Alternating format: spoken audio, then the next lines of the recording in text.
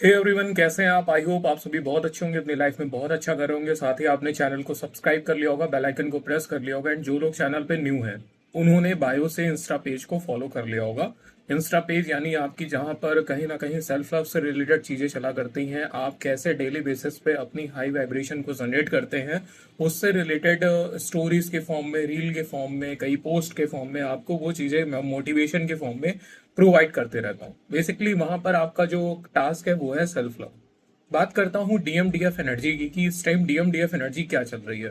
क्योंकि जब से ये ब्लू फुल मून गया हुआ है तब से कहीं ना कहीं डीएम और डीएफ दोनों की एनर्जी इम्बैलेंस है। बीच बीच में लगता है कि एनर्जी पूरी तरीके से ठीक हो गई, मैं उस एनर्जी से रिकवर हो गई, बट फिर भी कहीं ना कहीं वो एनर्जी धीरे धीरे आपको पकड़ लेती है। बात अगर मैं करता हूं चक्रास की, तो इस टाइम कहीं ना कहीं आपके सातों चक्रा इस टाइम आपके इम्बैलेंस हो रहा है। मैं किसी भी पर्टिकुलर चक्रा को ये नहीं कह सकता हूं कि ये चक्रा आपका पूरी तरीके से बैलेंस है। हर बॉडी पे जो चक्रा ज्यादा वीक पड़ रहा था उसी के ऊपर ज्यादा एनर्जी कहीं ना कहीं इम्बैलेंस हो रही है। जैसे मैं वन बाय वन बताता हूं, उनके सिम्टम्स आपके साथ रेजोनेट करेंगे। फर्स्ट अगर मैं बात करता हूं रूट चक्रा की, रूट चक्रा के चलते क्या हो रहा है, कहीं ना कहीं आपको बहुत ज्यादा एंगर वगैरह आने का काम हो रहा होगा, या आपको सडन इम्बैलेंस हो रहा होगा। दोनों चीजें हो रही होंगी। एक तो आपको एनर्जी बहुत ज्यादा फील हो रही होगी। ये जो चक्रास की मैं एनर्जी बताऊंगा इस टाइम ऐसी चल रही है कि सडन बूस्ट करती है और सडन एकदम डाउन चली जाती है। तो ये जो रूट चक्रा की एनर्जी है, इसमें कहीं ना कहीं आपका एंगर, ईगो, आपके अंदर पेशेंस की कमी, मतलब आप थक नहीं रहोगे। आप अलग अलग कामों में आप डाइवर्टेड हो रहे होंगे। आपको लग रहा होगा मैं ये भी कर लूं, आपको लग रहा होगा वो भी कर लूं। अच्छा, मेरा ये भी काम पेंडिंग है, उसको भी निपटा लेती हूँ, ये भी काम पेंडिंग है, उसको भी निपटा लेती हूँ। इसी के साथ सैक्रल चक्र की अगर मैं बात करूं तो कहीं ना कहीं ये बैलेंस चल रहा है। जिन डीएम एनर्जी के ऊपर नेगेटिव अटैक है उनका सैक्रल चक्र इंबैलेंस जरूर होगा। जिनके ऊपर नेगेटिव अटैक नहीं हो रहे हैं उनके सैक्रल चक्र में कहीं ना कहीं प्रॉब्लम नहीं आ रही है। सैक्रल चक्र पूरी तरीके से बैलेंस चल रहा है। उसके बाद जो आपका सबसे ज्यादा इम्बैलेंस चक्र चल रहा है वो है आपका सोलर प्लेक्स चक्र। सोलर प्लेक्स चक्र इम्बैलेंस क्यों है, इसका रीजन है क्योंकि आपका हार्ट चक्र इस टाइम पूरी तरीके से ब्लॉक्ड है। तो एनर्जी क्या हो रही है, रूट चक्रा से ऊपर उठती है, सैक्रल पे आती है, सोलर पे जाती है।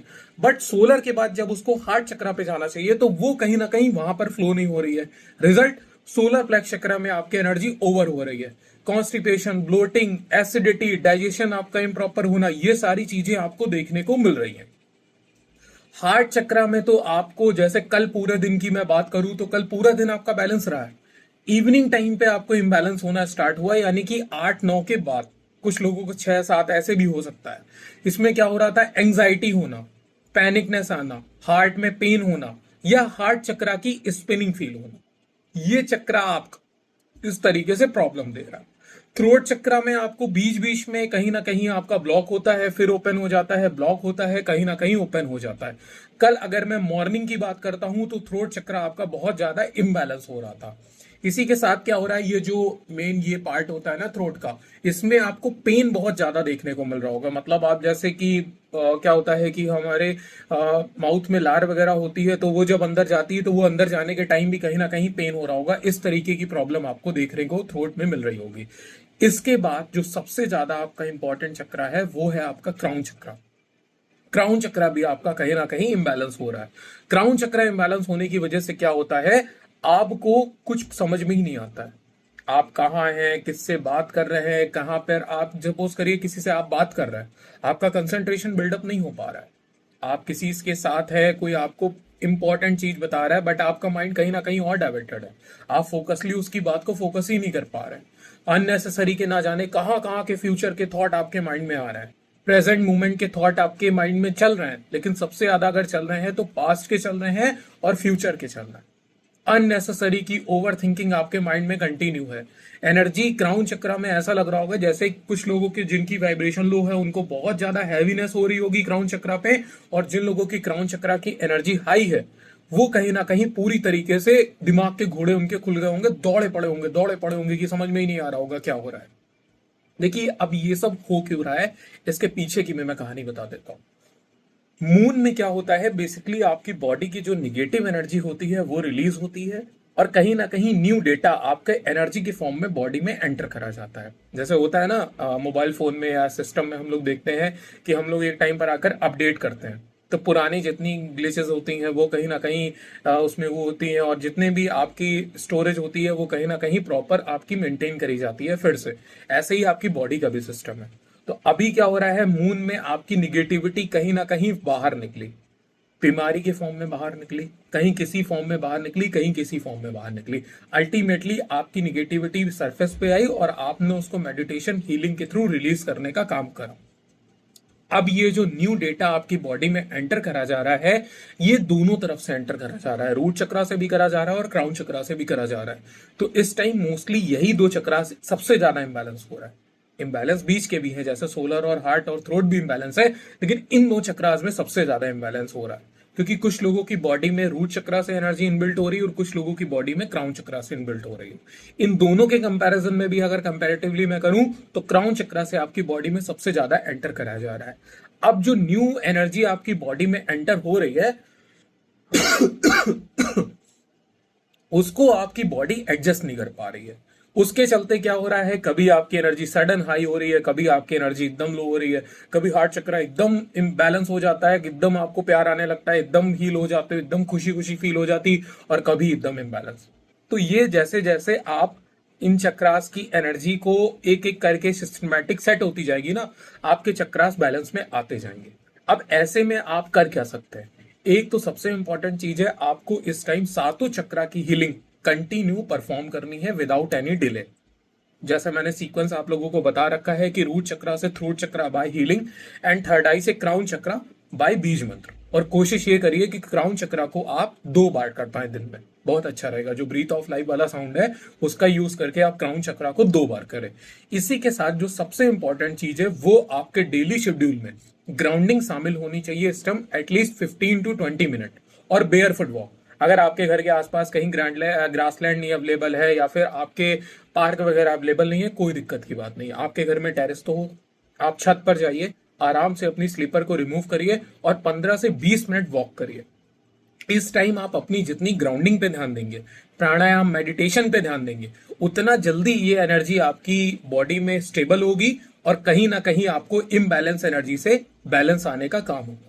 अच्छा, ये जो एनर्जी का बैलेंस इम्बैलेंस का खेल चल रहा है, इसमें निगेटिव अटैक आपके ऊपर बहुत ज्यादा हावी हो रहा है। निगेटिव अटैक डायरेक्टली तो आपको थोड़े बहुत बॉडी लेवल पर देखने को मिल रहे हैं, आपके घर लेवल पर आपके अप्लायंसेस में कुछ प्रॉब्लम आ गई, आपके मनी से रिलेटेड प्रॉब्लम, मतलब मनी ज्यादा खर्च हो रहा है। इसके साथ साथ जो सबसे बड़ी चीज हो रही है वो हो रहे हैं साइकिक अटैक। जो पर्सन आपकी लाइफ से जा चुके हैं, यानी जिनके डेथ हो चुकी है, एंसेस्टर वगैरह, वो आपके साथ ड्रीम में कनेक्ट हो सकते हैं।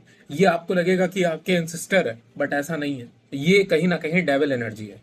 डेविल एनर्जी किसी का भी फेस ले सकती है और साइकिक अटैक के फॉर्म में आपकी एनर्जी को इम्बैलेंस कर सकती है। तो इस टाइम अगर एंसेस्टर वगैरह भी दिख रहे हैं तो आपको ये नहीं करना है कि अरे मेरे एंसेस्टर आ रहे हैं और बहुत खुशी की बात है। ये कहीं ना कहीं साइकिक अटैक आपके ऊपर हो सकते हैं।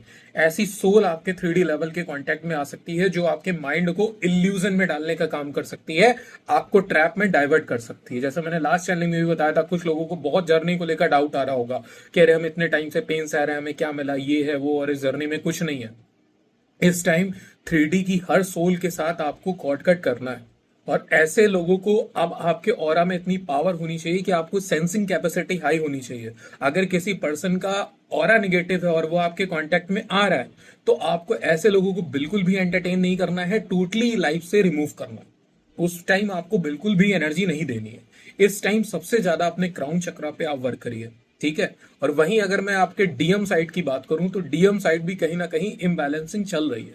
एक तो डीएम के ऊपर वर्कलोड बहुत ज्यादा आ रहा है, 3D लेवल का वर्कलोड इस टाइम बहुत, चारों तरफ से बर्डन। दूसरी बात क्या है, घर में भी कुछ ना कुछ प्रॉब्लम लगी रह रही है, कहीं ये हो जाता है, कहीं वो हो जाता है, कहीं इसकी तबीयत खराब हो जाती है, कहीं उसकी तबीयत खराब हो जाती है, ये सब चक्कर है।